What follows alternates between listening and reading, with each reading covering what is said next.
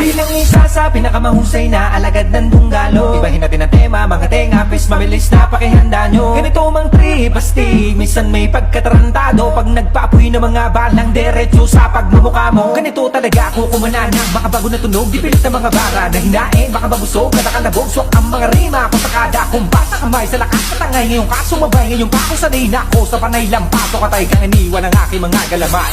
Hindi ka pwede na sumali, puro pa bebe ang iyong atake. Malapit na itong umabante, kapos dumali, bawal ka ide. Usapan dapat si Bak, bakit wak ang binakita daw matindi? Nasaan? So dapat putang ina, kayo na ba gano'n na lang pala kasimple?